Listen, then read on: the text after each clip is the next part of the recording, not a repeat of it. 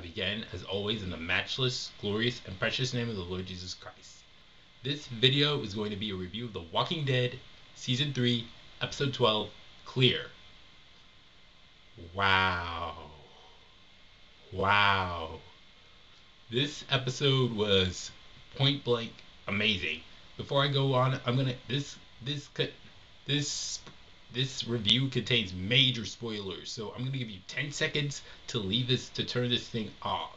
10, 9, 8, 7, 6, 5, 4, 3, 2, 1.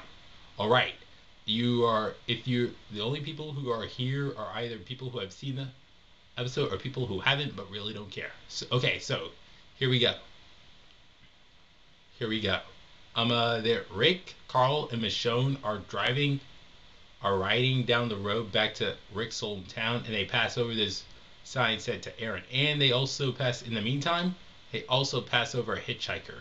Now, I just need to stop here and say that many reviewers have been just criticizing Rick for just passing him over, but I don't have a problem with it. My father has always told me that I should never stop to pick up a hitchhiker because the person could be somebody who escaped from prison or somebody who pointed and who, if I allowed him in, could kill me and every other passenger in it to take our stuff.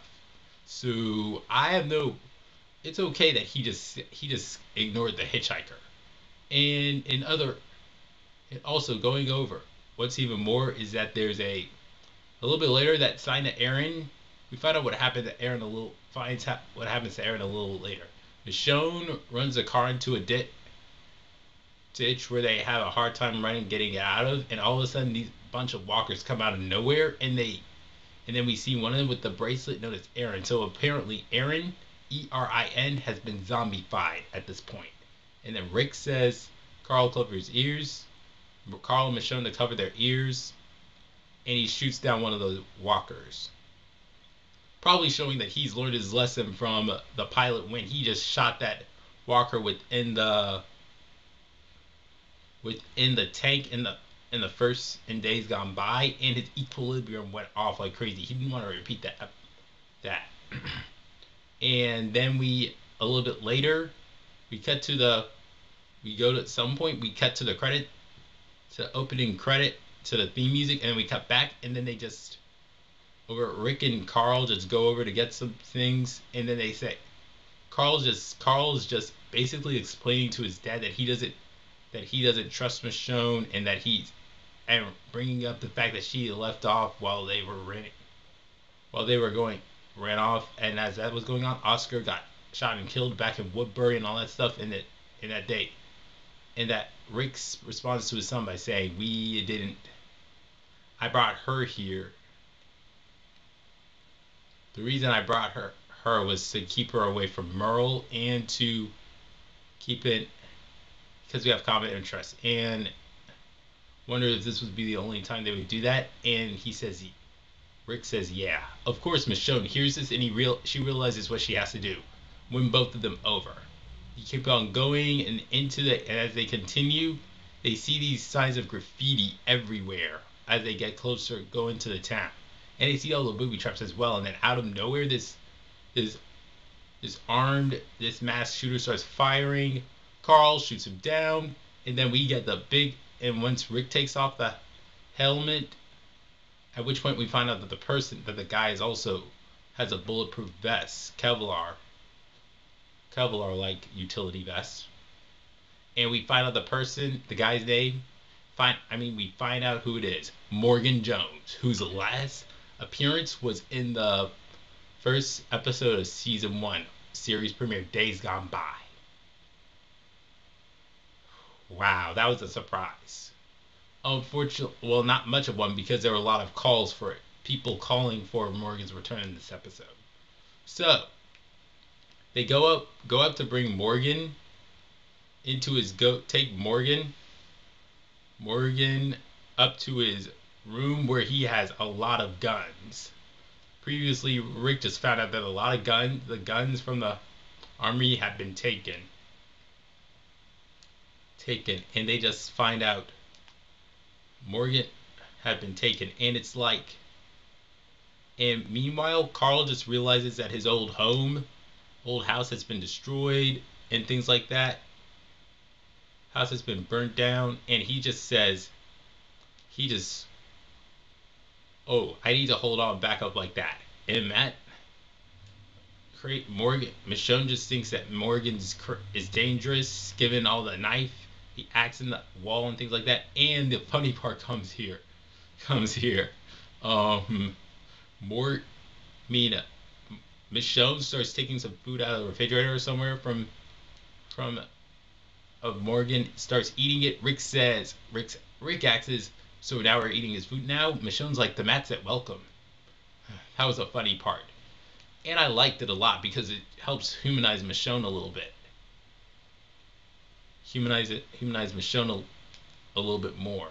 Also, continuing on. Carl just says he wants to get a crib and a picture for his baby sister Judith. So Judith and Michonne, Rick decides against it until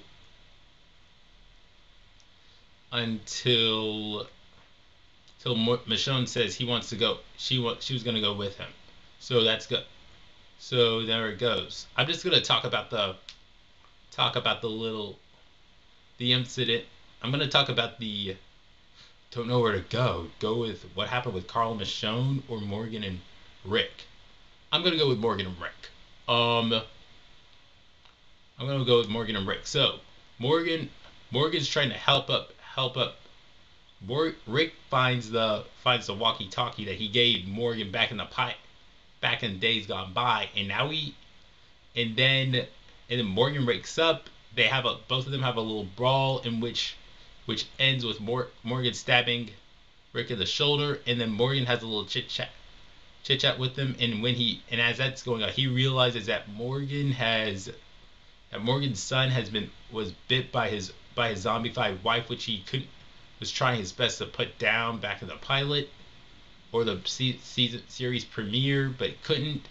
And unfortunately, Dwayne could not bring himself to put down his zombified mom as either. So, and that unfortunately, their unwillingness to move on led to Dwayne's Dwayne's death, zombification and death.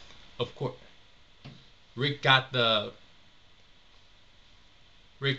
I mean Morgan got a little bit of the courage to put down his wife, but it was too late. So now as a result, Morgan's unhinged and he's crazy, and just basically this is just a little side of what Rick a little side. This is like Morgan Jones is like the ghost of Christmas future for Rick Grimes.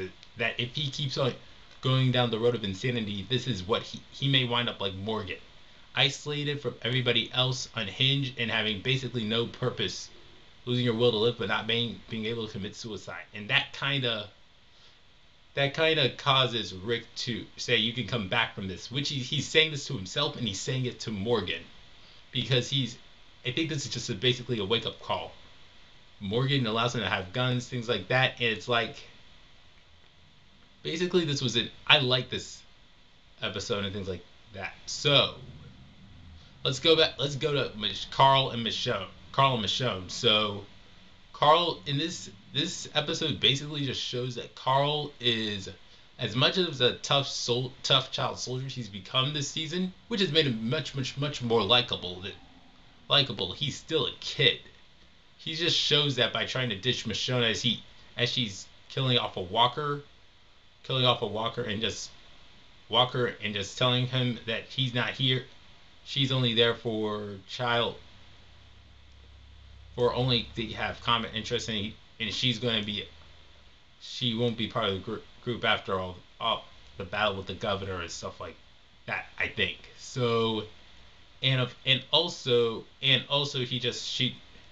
it's seen by his near reckless strivings to try and get something for Judith, for his little sister Judith, from the county cafe, King County Cafe.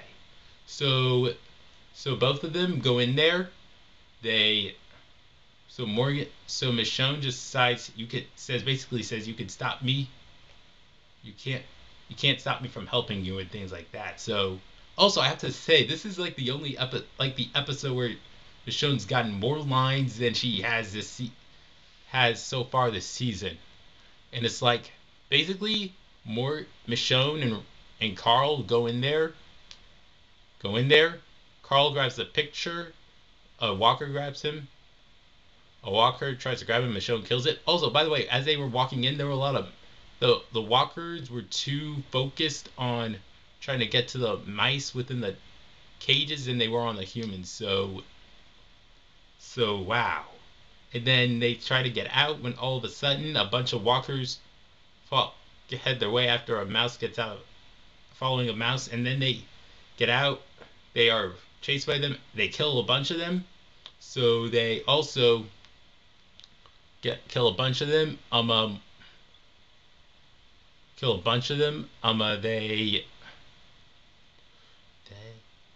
They they get out, but unfortunately, Carl drops the picture in the process. So Carl Carl gets all mad and stuff and says Michonne tells him to be quiet and tells him to stay in his place.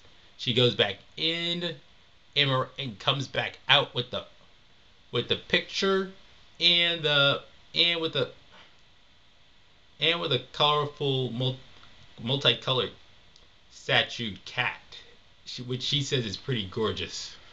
Wow, never knew Michonne loved so much had a thing for art or sculptures. Wow. Wow. So basically it the episode ends with Carl apologizing to Morgan and Morgan saying don't apologize, please. And then it's like and then Carl says to Rick, I think she could be one of us, which surprises Rick, Rick. And basically Carl thinks that she could be a great part of the she could be a great addition to the group. So and then the episode ends with Carl with Michonne saying saying to Rick, "I know you talk to people," and and since she goes on to say, she spoke to her dead speaks to her dead boyfriend, which is in line with the comic book because she clearly there are two times in the instances of the comic book where she does talk to her dead boyfriend, and she says in the TV show, Michonne says it happens. So and then they go off and they head back to the prison with the guns they got from Morgan in order to fight against the governor. And as they go on, the hitchhiker that they pass by has bit the dust. They take his orange, they get his to pick up his orange backpack and they head back. They go back, hang on to the prison. All I have to say is amazing, amazing, amazing. It's like amazing. The most one of my most favorite parts of this episode was Michonne's character development. We got to learn Michonne. I should mention that Michonne smiled twice after she got the cat, and at the end, and as they were Rick and Carl were about to drive back to the back to the prison. Wait, prison. I love this. If they can, hopefully they can keep on showing Michonne. Hopefully they can continue to show Miss. Hopefully they continue to portray Michonne more and more like this, and they keep on fleshing her out in these next four episodes of season 3. I love this episode. I have to give it a perfect 10 out of 10.